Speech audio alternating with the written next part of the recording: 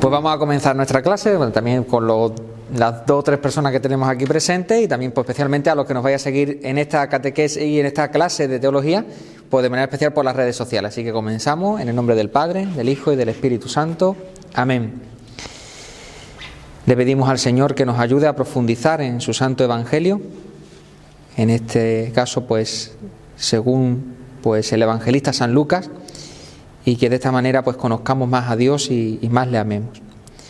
Padre nuestro que estás en el cielo, santificado sea tu nombre, venga a nosotros tu reino, hágase tu voluntad así en la tierra como en el cielo. Danos hoy nuestro pan de cada día, perdona nuestras ofensas, como también nosotros perdonamos a los que nos ofenden. No nos dejes caer en la tentación y líbranos del mal. Amén. Pues bueno, hoy, como ya os dije en estos días anteriores, ya dejamos a un lado el evangelista San Mateo y nos vamos a centrar en el evangelista San Lucas.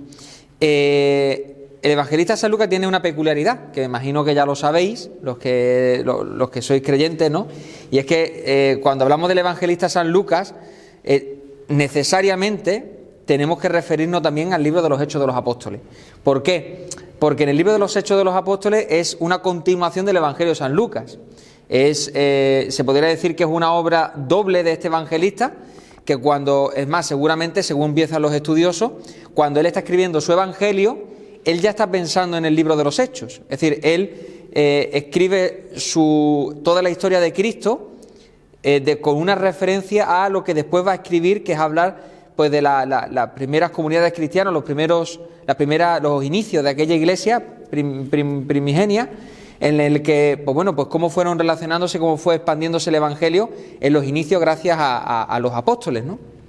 Así que hablan, ya te digo, los estudiosos dicen que al fin y al cabo es un díptico, ¿no? Es decir, es como si San Lucas presentara lo que él escribe como un libro pues con 2 bloques grandes, ¿no? Es como, por ejemplo, actualmente si hablamos de libros pues donde tiene una referencia, pues hoy actualmente se habla más de la trilogía, ¿no? Que si la trilogía del Señor de los Anillos, que si la trilogía por ejemplo, del Hobbit, es decir, en el fondo los autores actuales cuando presentan un libro muchas veces pues presentan no solamente una obra sola, sino que son varios libros a la vez, ¿no? Que lo irán sacando en varios momentos.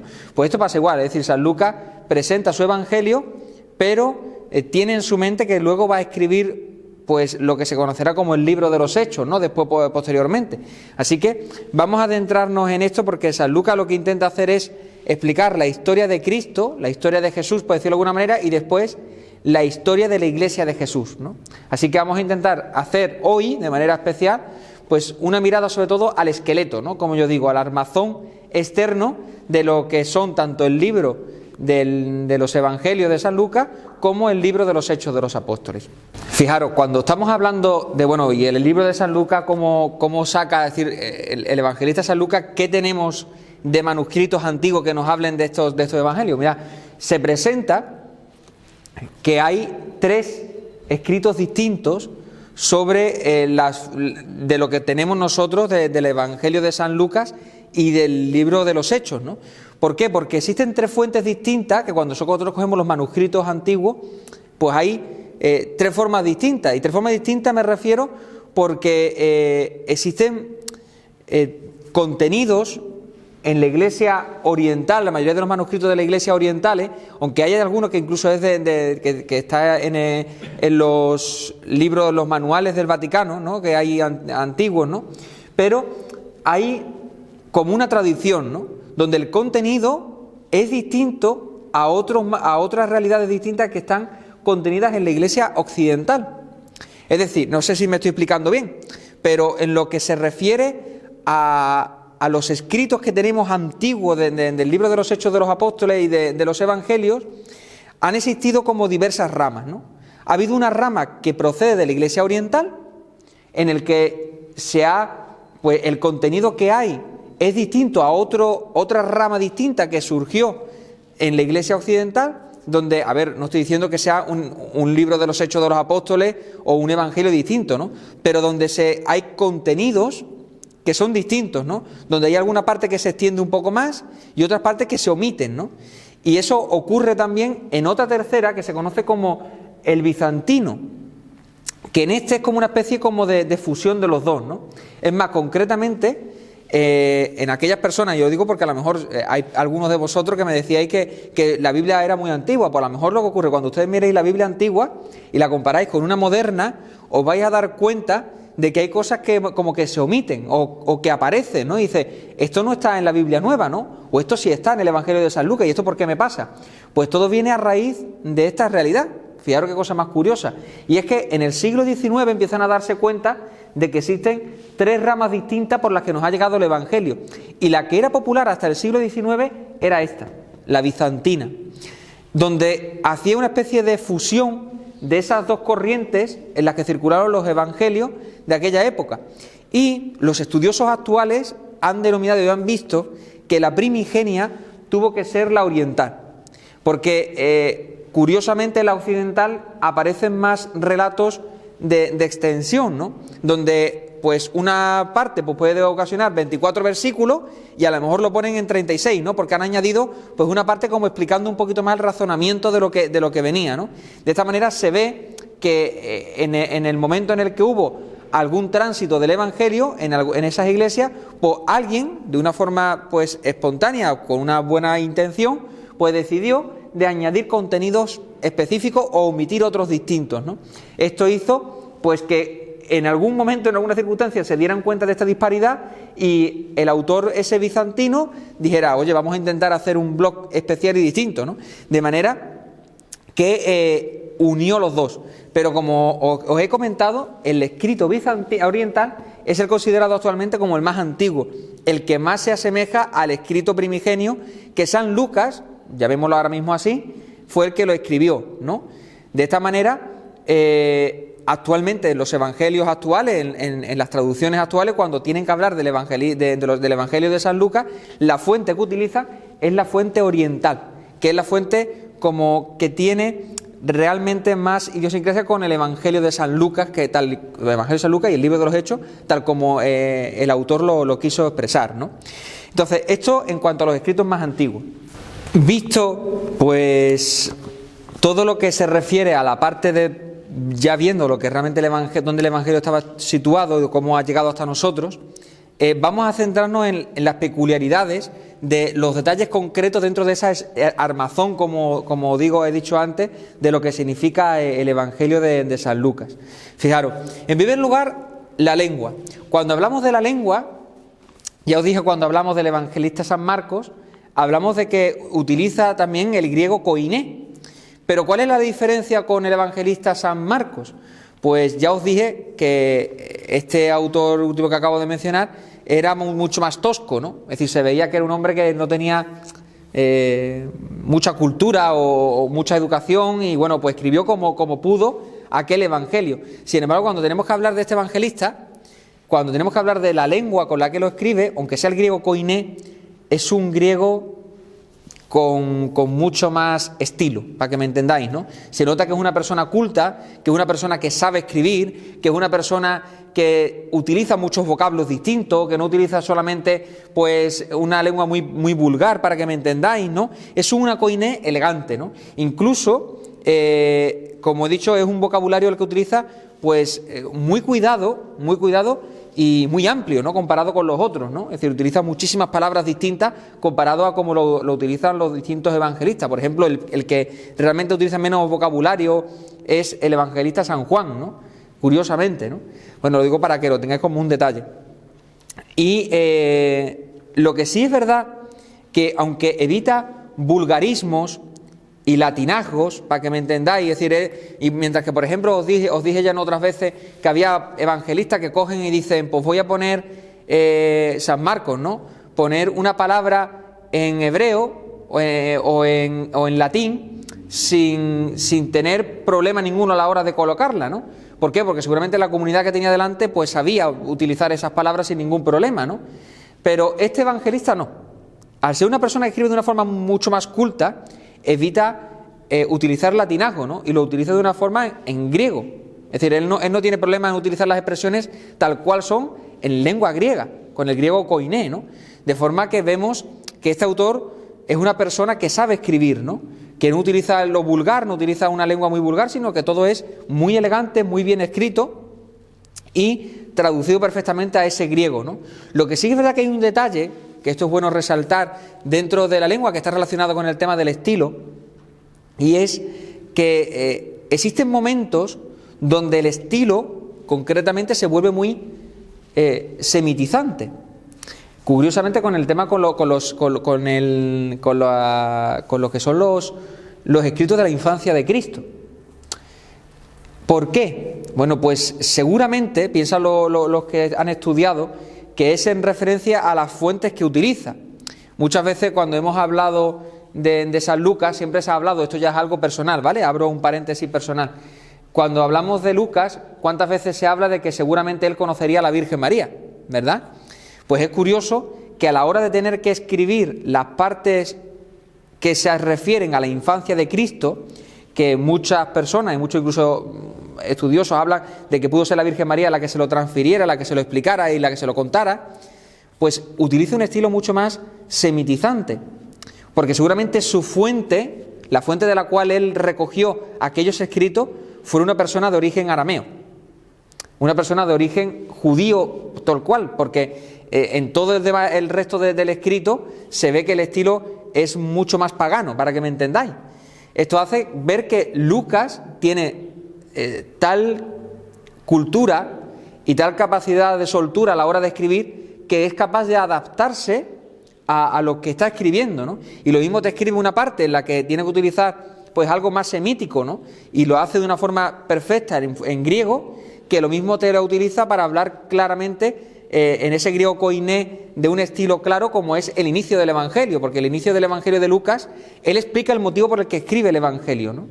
Esto hace muestra de que y además ese estilo, que es el segundo punto, el estilo es un estilo de una persona que sabe escribir, ¿no? Es un estilo muy elegante, que sabe captar perfectamente pues la fuerza de decir una cosa de una forma, con una expresión muy clara y para un grupo de personas cultas, pero a la vez se adapta después a lo semítico y después capaz de nuevo de ponerse en ese griego koiné que es adaptado a todo, ¿no? De forma que vemos que tanto la lengua como el estilo, que al fin y al cabo están relacionados, es de una persona de una capacidad intelectual alta, ¿no? Que no es una persona que utilice medios vulgares, ¿no?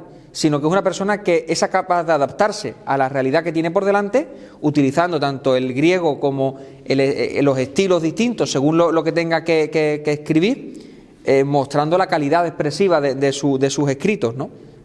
Y además, un detalle concreto dentro de lo que es el estilo, él evita utilizar grandes bloques. Es decir, por ejemplo, cuando hablamos de San Mateo, cuando habla del Sermón de la Montaña, ocupa 2 capítulos. San Lucas no hace esto. San Lucas omite muchísimas cosas y la hace de una forma mucho más corta. ¿Por qué? Porque él sabe que de esa manera es mucho más fácil de entender y que la persona que está leyendo o que está escuchando no se pierda, ¿no? Es más, por eso yo no sé si alguna vez, aunque he dicho que las personas que quieran estudiar los escritos, quieran estudiar los sinópticos, empiecen por San Marcos. Si vosotros en algún momento queréis mostrar el Evangelio a una persona que no sea muy creyente o que no tenga nada que ver con la Iglesia, el mejor Evangelio que tiene que utilizar es este, el Evangelio de San Lucas, porque lo que hace es mostrar a un Jesús de una forma mucho más clara, ¿no? Y es una persona que está leyendo el Evangelio y no se va a perder por los cerros de Úbeda porque sabe perfectamente qué es lo que está diciendo. Esto es muy importante, ¿no? Esto es muy importante. Pues seguimos. El autor. ¿Quién es el autor? ¿Quién es el autor? Bueno, pues vamos a hablar igual que os he hablado en situaciones anteriores. ¿Cuál es la tradición en la cual todos los santos padres incluso dicen que fue escrito este Evangelio? Pues este Evangelio fue escrito por San Lucas. Ese personaje que aparece incluso en las cartas de San Pablo y que popularmente se conoce como una persona que viajó con este hombre, con este apóstol, que era una persona conocida en la Iglesia. Bueno, pues es conocido desde esta realidad. Bueno, pues en el siglo XIX aparecen pues personas, especialmente desde la Universidad de Tubinga, que empiezan a decir que no, que seguramente este autor no era San Lucas, ¿vale? ¿Por qué? Pues bueno, pues simplemente pues por algunas realidades concretas que ellos utilizan, y sobre todo porque ellos llegan a decir que bueno, difícilmente podríamos hablar que fuera San Lucas, porque este personaje se identifica como alguien anónimo, ¿no? Como alguien anónimo desde primera hora. Por tanto, en el Evangelio, cuando tú coges el Evangelio de San Lucas, tú ves el principio, él habla en primera persona: he decidido escribir este Evangelio, no sé cuánto, mi querido Teófilo, le habla hasta la persona a la cual se va a dirigir cuando escribe su Evangelio, pero él no se menciona, él no dice quién es él, ¿no? Y claro, desde esa realidad, y después viendo algunas realidades concretas que ve de dificultad, pues empezaron a aparecer en el siglo XIX, siglo XX, pues personas que hasta hace recientemente, es decir, no estoy diciendo que esto haya cambiado de una forma muy drástica desde antiguo, ¿no? Pero como ponían todo en duda, pues también pusieron en duda que el autor originario fuera esta persona, San Lucas, ¿no? Sin embargo, como he dicho antes, los santos padres, todos, desde Irineo de León, desde Orígenes, la mayoría, es decir, los santos padres, San Jerónimo, todos hablan de que el autor de este evangelio fue San Lucas, ese San Lucas que aparece en las cartas. Esto para nosotros tiene algo de mucha importancia, ¿no? Porque para nosotros la tradición es de una gran relevancia para los cristianos católicos, concretamente. Si para un protestante les da igual, pero para un cristiano católico la tradición es fundamental. ¿Por qué? Porque una persona del siglo II, siglo III, que hace 100 años que tiene por delante ese escrito de la persona que lo escribió, pues tiene que saber mucho más que una persona del año 2000, ¿no? 18 siglos después. Que sí, que a lo mejor tú ves cosas que dices esto no tiene mucho sentido, porque esto está relacionado así, cuando realmente la figura de Pablo, la figura de Pedro, pues esto... Es decir, sí que es verdad que a lo mejor hay cosas que nos pueden extrañar y nosotros no lo entendemos, pero seguramente tendrán alguna explicación, ¿no? Si personas del siglo II, siglo III, siglo IV te dicen con unanimidad que ese escrito fue escrito por San Lucas, ¿quiénes somos nosotros para decir lo contrario, ¿no? Para decir lo contrario. De esta manera, además es curioso porque el mismo autor se introduce dentro del escrito. Es decir, si al principio está diciendo ese yo personal, en el libro de los Hechos de los Apóstoles, que curiosamente es un momento en el que él supuestamente podría estar, porque efectivamente él estuvo acompañando a San Pablo, hay un momento determinado en el que empieza a utilizar la expresión de la primera persona del plural, empieza a hablar de nosotros. Nosotros fuimos, cogimos el barco, nosotros estábamos y fuimos a no sé dónde, de forma que él se introduce dentro de la misma narración que él está contando, sin previo aviso, claro está, porque no dice que él se incorporó a San Pablo, ¿no? Se empezó a evangelizar con él, pero se introduce. Esto es algo que muestra que el autor, que anteriormente en ningún momento había utilizado esa expresión, y en un momento determinado con el apóstol San Pablo empieza a utilizarla, hace muestra de que el que escribe el Evangelio el Evangelio y el libro de los Hechos era una persona conocida por San Pablo, y que incluso estuvo evangelizando con él, yendo a todos los rincones contándole el Evangelio, ¿no? y convirtiendo al pueblo de Dios. De esta manera, si el autor es San Lucas, ¿vale?, tenemos que hablar de que es un autor proveniente del paganismo, es decir, no es un judío convertido al cristianismo, sino que es un pagano convertido al cristianismo. Ya eso hace ver que la persona que va a escribir el Evangelio tiene una mirada distinta a la judía, ¿no?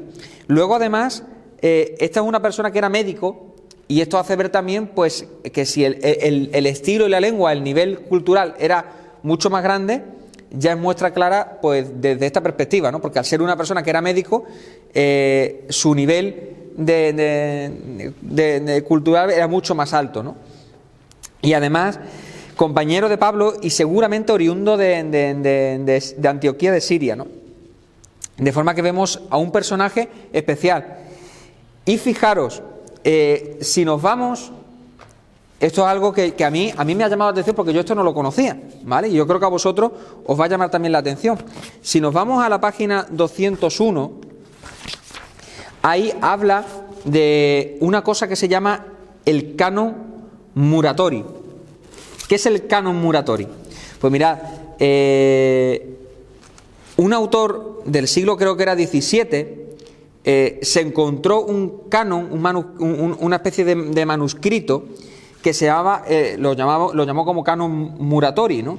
Y este canon, que se dató del siglo VII, se ha datado del siglo VII, es un canon que se realizó en el año 170 aproximadamente, porque habla de que lo ha escrito estando a poco tiempo después de haber estado San Pío I como papa, y San Pío I era de esa época. Esto es muy importante, ¿no? Esto es muy importante porque es un escrito con una envergadura de los primeros siglos, pues ya no solamente de los santos padres, sino que estamos hablando de un canon cristiano de mediados del siglo II, ¿no? Y fijaros lo que dice.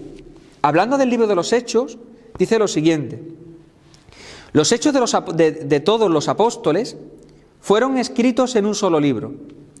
Lucas abarca, escribiendo para el ilustre Teófilo, todo lo que sucedía en su presencia, tal como pone en evidencia el hecho de que excluya la pasión de Pedro, así como la salida de Pablo al partir de la urbe hacia España.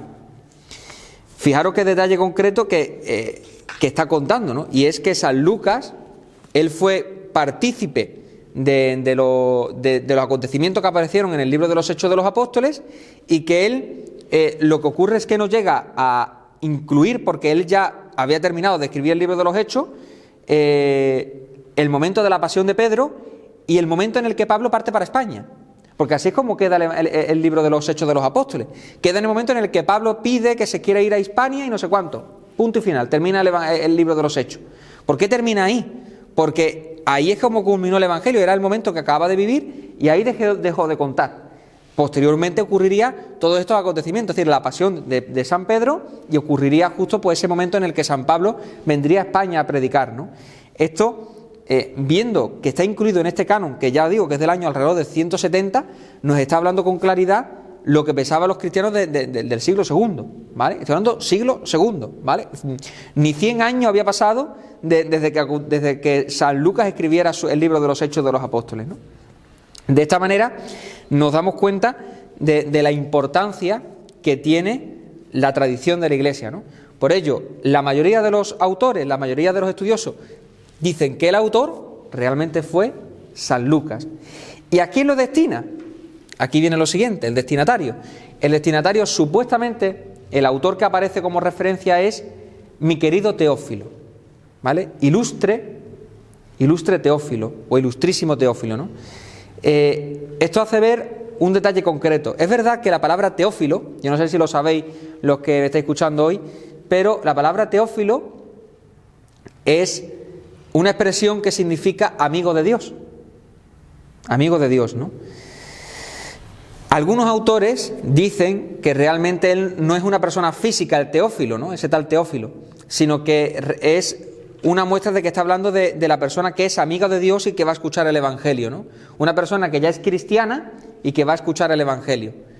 Pero otras personas dicen que no, que de la forma que lo muestra y la forma en la que habla de él, porque habla incluso, le pone la envergadura de ilustre, y ya he dicho yo que el estilo de la lengua cuando se va a referir al principio del Evangelio es un estilo de un nivel muy alto, en el que está escribiéndolo a una persona muy importante, hace muestra de que ese tal Teófilo sería una persona de alta, de un nivel, de un escalafón alto, ¿no?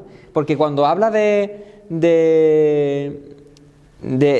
la misma realidad, cuando tiene que hablar de otro personaje de la misma manera que habla de este tal Teófilo, San Lucas, lo habla cuando son los gobernadores, curiosamente, ¿no?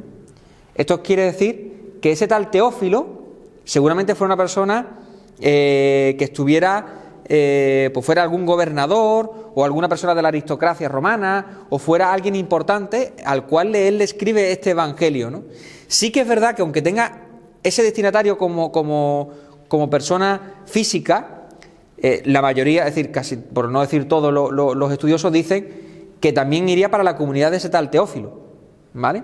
Es decir, él escribió el Evangelio destinado a esta persona, al Teófilo, pero con una mirada amplia, ¿no? En el que iba a ir destinado para la comunidad en la que estaba este tal Teófilo, ¿no? De manera que él no escribe un evangelio para una persona solo, y el libro de los Hechos, ¿no? Sino que él lo abre de una forma amplia para la comunidad cristiana que este tal Teófilo tendría por delante, ¿no?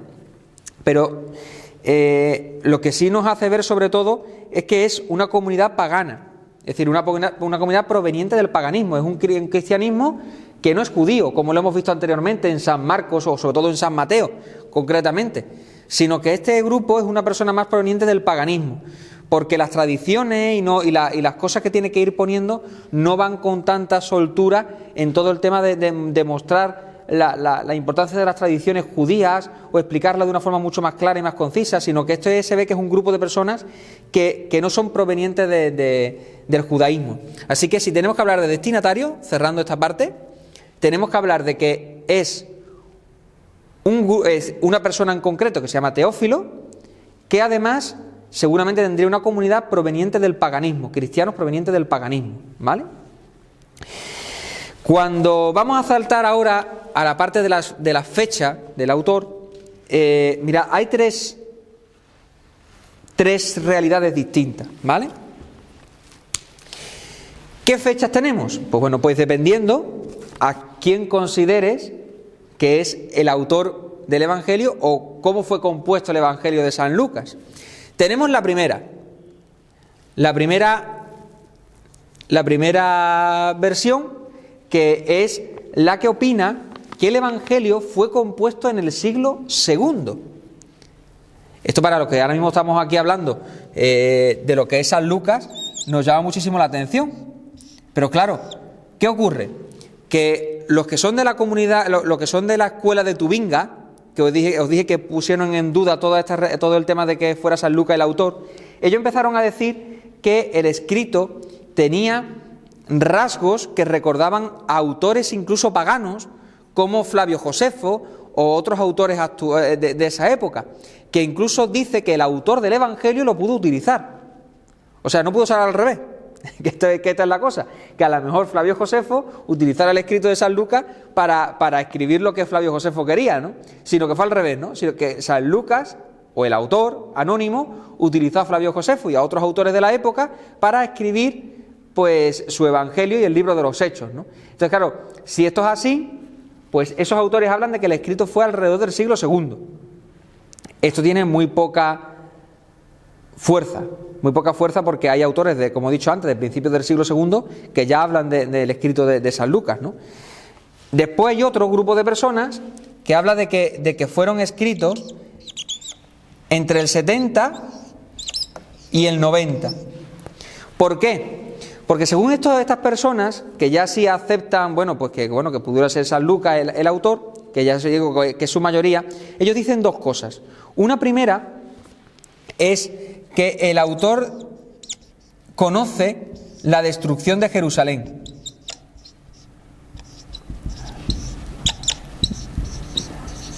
¿Qué quiere decir esto? Jerusalén fue destruida en el año 70, ¿vale? ¿Y por qué dicen que el autor lo conoce? Porque es verdad que cuando San Marcos, concretamente, y San Mateo, hablan de la parte escatológica de Cristo, cuando es ese discurso escatológico, ellos hablan de una mirada de la destrucción, de lo mal que iba a ir todo, de que todo iba a ser ruido. Y ahí es donde San Lucas concretamente mete que Cristo habla de la Jerusalén destruida, ¿no? Jerusalén será sitiada y la destruirán, ¿no? Entonces, claro, esto hace que algunos autores digan, pues si esto es así, esto puede ser que venga por aquí, porque ya él conocía, y como Cristo había hablado de esto, él dice, oye, que Cristo habló de la destrucción de Jerusalén en este momento, y lo metiera, ¿vale? Además, ¿quiénes están a favor de esta teoría, de que fueran entre el 70 y el 90 el escrito de San Marcos? Pues también los que hablan de que utilizó concretamente el Evangelio de San Marcos para su composición. Es decir, si nos vamos a las primeras clases, hablábamos esa realidad de que Lucas y Mateo utilizan la fuente Q y San Marcos para escribir su evangelio, ¿no? Más su parte personal, ¿no? Lo que ellos conocían de forma personal, ¿no? Pues para eso dicen que si San Lucas utilizó a San Marcos, quiere decir que fue posterior, de forma que tenemos que hablar pues de esta época, del 70-90 después de Cristo, ¿vale? Pues uniendo estas dos realidades, ellos dicen que fue escrito por esta época. Y finalmente están los que son alrededor, un poquito posterior del año 60. ¿Quiénes dicen esto? Pues lo que dicen a partir del canon que os acabo de contar ahora mismo, que era del año 170, porque dicen que si el autor en el libro de los Hechos de los Apóstoles, ojo, que estamos hablando de lo último que escribe, ¿no?, que es el libro de los Hechos de los Apóstoles, él no habla de la prisión, de la muerte de San Pedro, ni habla de la partida de San Pablo a España, lo que está haciendo referencia es que no conocía esa realidad. ¿Por qué? Porque todavía no se había producido. Y si eso era así, tendríamos que estar hablando de que fue en el año 60, 62 aproximadamente, 60, 61, 62 después de Cristo, ¿no? Justo antes incluso de la caída de Jerusalén, ¿vale? Ya a partir de aquí, pues los estudiosos, ¿por cuál se decantan? Pues bueno, pues se decantan más por la segunda, concretamente. Pero bueno, pero que sepáis que esa tercera también tiene mucha importancia, ¿no?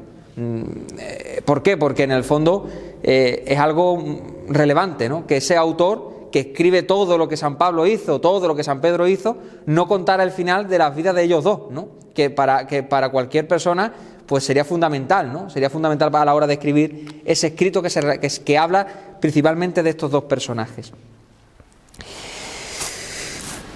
Y finalmente tenemos que hablar del lugar. El lugar, no existe una respuesta clara, ¿vale? Cuando tenemos que hablar del lugar en el que se compuso el Evangelio, no podemos hablar de un lugar específico y claro, ¿no? ¿Por qué?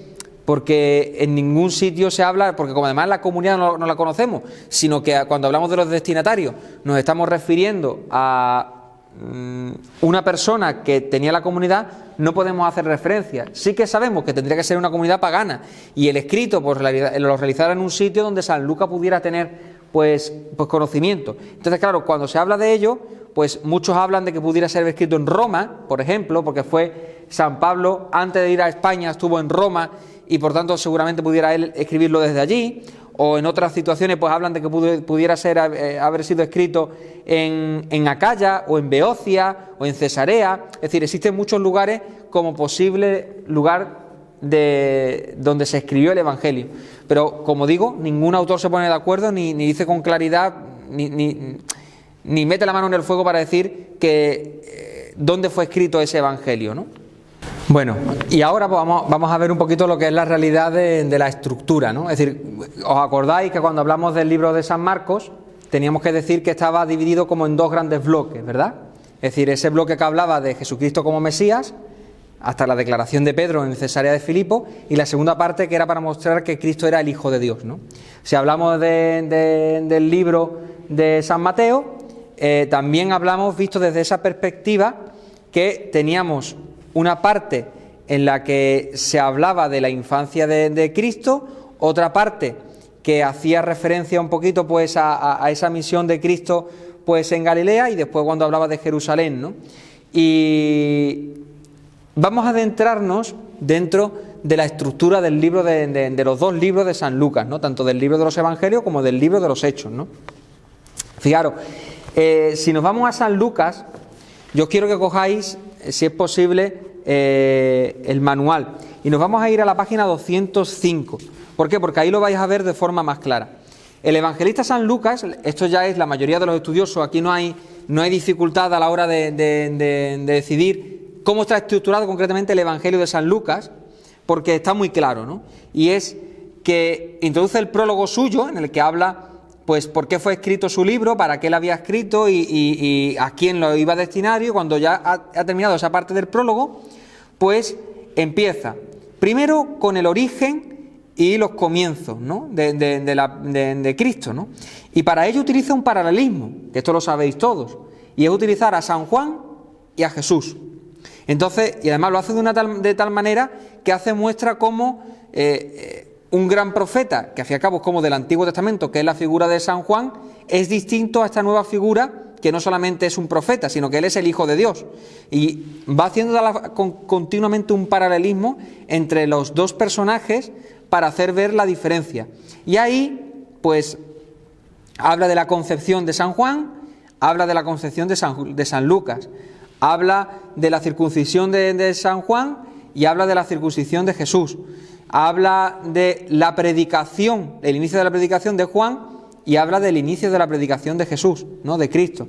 De esta manera va haciendo un paralelismo con los dos personajes en el inicio, ¿no?, en esa introducción de su evangelio.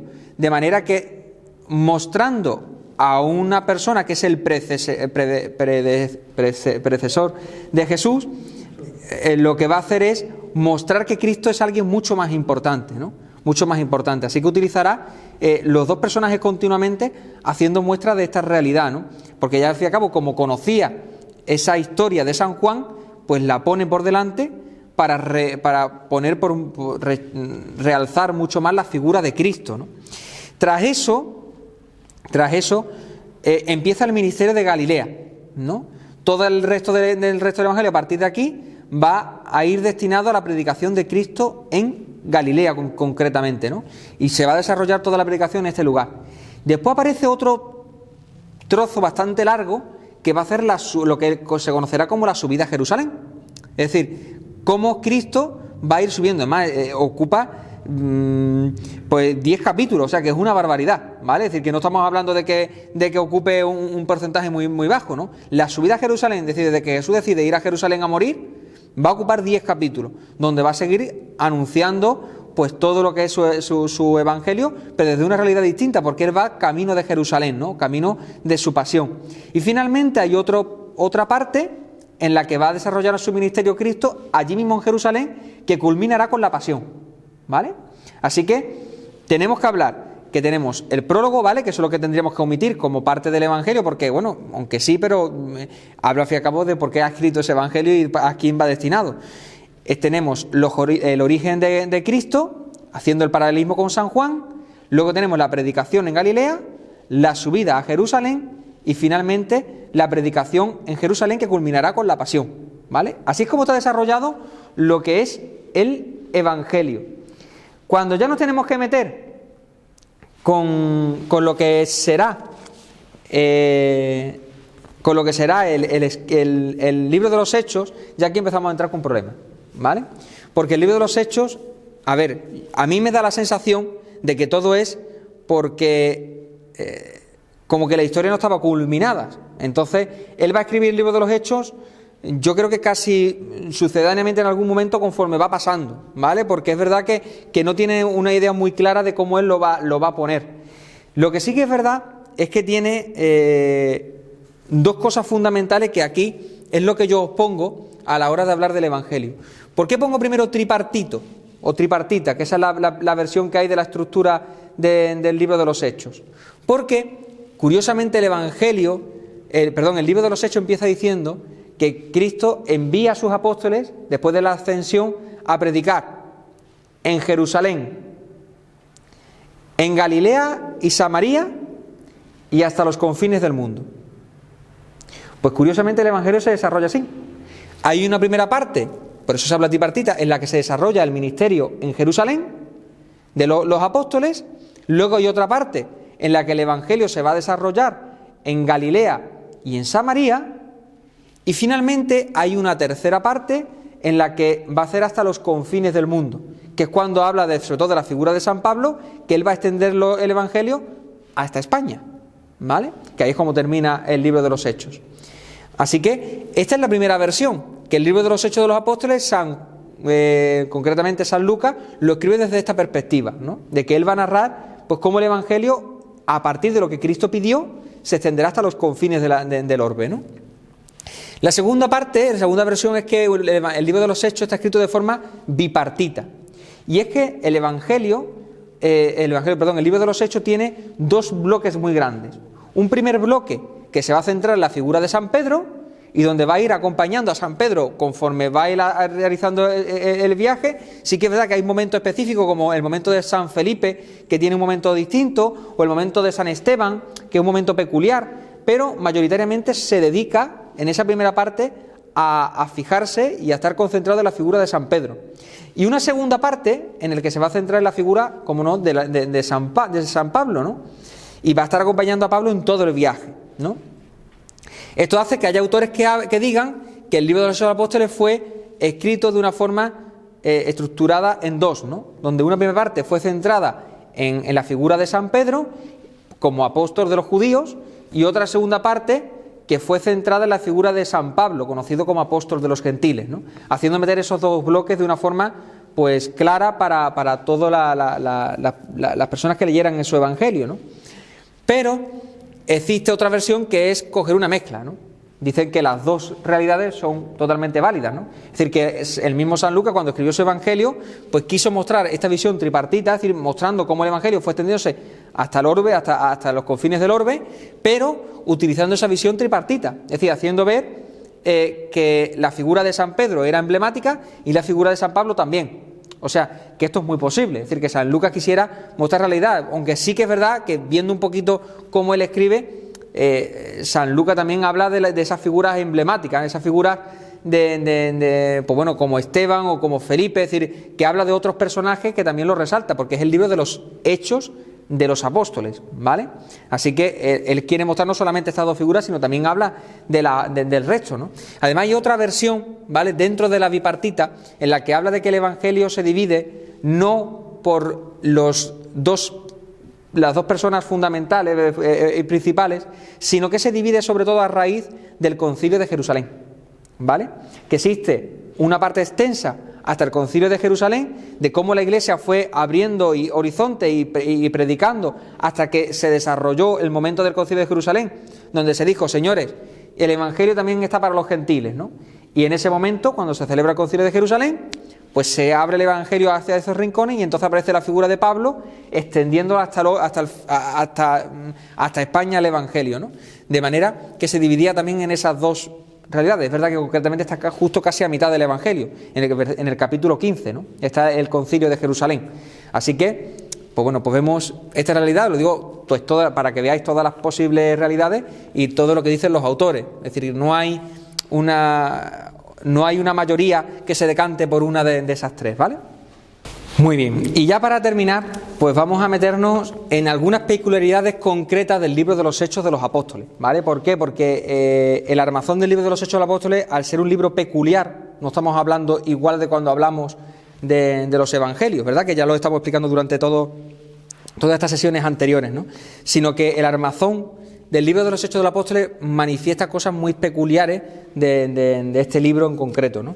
Y aquí pongo las cinco cosas principales que habrá que tener en cuenta. En primer lugar, pongo la palabra gestas. ¿Por qué? Porque cuando se habla del libro de los Hechos, ¿vale?, los Hechos de los Apóstoles, estamos hablando, si cogemos el lenguaje concretamente helenítico, ¿vale?, de los griegos, cuando hablamos de los Hechos, se está hablando de las gestas de personajes importantes, ¿vale?, como las gestas de este rey, o las gestas de este dios, o las gestas de quien sea, ¿no? Los hechos de esta realidad. Pues de esa misma manera, cuando se habla del libro de los Hechos de los Apóstoles, lo que se quiere estar refiriendo es, desde una mirada helenítica, a las gestas de los apóstoles, ¿no? Los hechos que esos personajes tan importantes han llevado a cabo, ¿no? En segundo lugar, hablamos de los sumarios. ¿Qué son los sumarios? Esto es algo que aparece concretamente en este evangelio, en este libro, que no se recoge en los evangelios. Y es que hay momentos puntuales dentro del libro de los Hechos donde Lucas hará una especie como de resumen o de muestra de cómo vivía la comunidad, o de un resumen de lo que estaba haciendo en ese momento la comunidad, ¿no? ¿Por qué? Porque también el libro de los Hechos lo que quiere hacer referencia, como va dirigido también a las comunidades, de cómo es la comunidad perfecta, ¿no? Y para ello, San Pablo resaltará continuamente cómo esa comunidad pues lo ponían todo en común, eran constantes en la fracción del pan y en la oración, eran personas pues que todo el mundo los conocía, pues mirad cómo se aman, es decir, haciendo muestras de cómo tenía que ser la comunidad ideal, ¿no? Y eso lo hará pues, mediante lo que se conoce como los sumarios, que no quiere decir que idealice a las comunidades de aquella época, ojo, porque algunas personas actuales en algún momento dijeron, bueno, pues esto es que estaba idealizando, pero realmente no era así. San Pablo en ningún momento San Lucas en ningún momento querrá idealizar. Es más, habrá momentos en los que haga un sumario y justamente después, para hablar de esa misma comunidad, hablará de algún grupo o algunas personas de esa comunidad que hacen algo que es para echarse las manos a la cabeza. Como por ejemplo, hay un momento determinado, creo que es en el capítulo 5 o 6, en el que muestra pues una comunidad ideal y de golpe se pone a hablar de ese matrimonio que quieren aprovecharse de la comunidad económicamente. O sea, que no se corta para hablar del pecado, no solamente de los miembros de la comunidad, sino incluso muchas veces hasta de los mismos apóstoles, ¿vale? Porque en algún momento determinado habla de cómo San Pedro pues no acepta alguna realidad o Santiago no acepta alguna realidad y lo manifiesta sin ningún tapujo. Pues en esto pasa igual, ¿no? Pero sí pone esos sumarios que mostraban cómo era la comunidad, aunque hubiera pecados dentro de ella. Es decir, ¿cuál es la ideal de nuestra parroquia? Pues si nosotros tenemos que hablar de la idea de mi parroquia, pues yo pondría las cosas pues que va pues súper bien, ¿no? Que después hay pecado dentro de mi parroquia, pues claro que hay gente que peca, hay que hacer las cosas que está mal y que hay cosas que hay que mejorar, ¿no? Pero si tenemos que hacer un sumario de mi parroquia, pues pongo esa parte positiva, haciendo muestra pues el ideal de aquella comunidad, ¿no? Y que intentan de vivir la mayoría, ¿no? Así que está ese detalle que se llaman los sumarios. Después otro detalle concreto, otro detalle importante, se llamarán los discursos. Es algo que aparece continuamente, aunque ya aparece en los evangelios, en el libro de los Hechos se resalta porque es la forma en la que los personajes que van a ir apareciendo son como se presentan, entre comillas, ¿no? Porque realizan varios discursos, ¿no? El discurso de San Pedro cuando acaba de recibir el Espíritu Santo, el discurso de San Pablo cuando ha llegado a Atenas, el discurso de San Esteban junto antes de morir, el discurso de... Es decir, hay muchísimos discursos a lo largo de todo el libro de los Hechos, ¿no? De forma que es algo muy peculiar. En cuarto lugar está el nosotros, que ya lo he comentado antes. Es decir, San Lucas se mete dentro del libro de los Hechos. Esto es un detalle que no aparece en los evangelios, ¿no? Él se introduce porque forma parte de lo que está escribiendo. Es decir, aquello que él escribe, él formó parte de aquella realidad. De manera que él se introduce, nosotros fuimos, nosotros hicimos, nosotros... De manera que esto es un detalle peculiar dentro del libro de los Hechos que no lo contiene en los evangelios. Y finalmente, tenemos que hablar, que ya os lo dije anteriormente, que el evangelista, San Lucas, se habla de que es el historiador, ¿no? Que él intenta escribir su evangelio de una forma histórica. Pero a decir realidad, su historia quiere decir que es una historia sagrada. Porque hay momentos en los que se ve que realmente no es muy histórico, ¿no? Como tal, porque hay fallos determinados, pues que no quiere decir que todo el evangelio sea una falsedad, ojo, ¿vale? Esto es un error que muchas veces lo metemos. Daros cuenta que cualquier historiador puede cometer equivocaciones a la hora de poner alguna fecha, pues por circunstancias, porque no lo conoce del todo bien o porque la información que ha recibido no era la correcta, ¿vale? Pero sí que es verdad que a la hora de contener su evangelio, él tiene que escribir la historia tal cual él ha escuchado, pero sigue siendo una historia sagrada. Daros cuenta que el evangelio va a ser una continuación del Antiguo Testamento, de forma que lo que ahora se va a escribir, por decirlo de alguna manera, cuando lo va a escribir San Lucas, entra dentro de esa parte histórica del Antiguo Testamento, y el Antiguo Testamento es una historia sagrada, de forma que la continuación del Antiguo Testamento, que es la historia de Cristo, sigue siendo una historia sagrada. Y no tenemos que verlo desde ese enfoque historiador que muchas veces nos enfocamos cuando vemos el Evangelio de San Lucas, sino desde este carácter. Es decir, es una historia, pero una historia sagrada, donde se refiere a una realidad mucho más elevada a la historia vulgarmente conocida, ¿vale? Así que con estos detalles, pues culminamos la reunión y la clase de hoy, en la que, pues bueno, pues esperamos pues que os haya ayudado a conocer un poquito más lo que, como digo otras veces, que es la estructura, el engranaje de este Evangelio y este libro de los Hechos de los Apóstoles, para que así pues nos ayude más a conocer al Señor. Y terminamos pues rezando un Ave María a la Virgen. Dios te salve María, llena eres de gracia, el Señor es contigo. Bendita tú eres entre todas las mujeres, y bendito es el fruto de tu vientre, Jesús. Santa María, Madre de Dios, ruega por nosotros pecadores, ahora y en la hora de nuestra muerte. Amén. Pues nos veremos ya en la siguiente, última clase.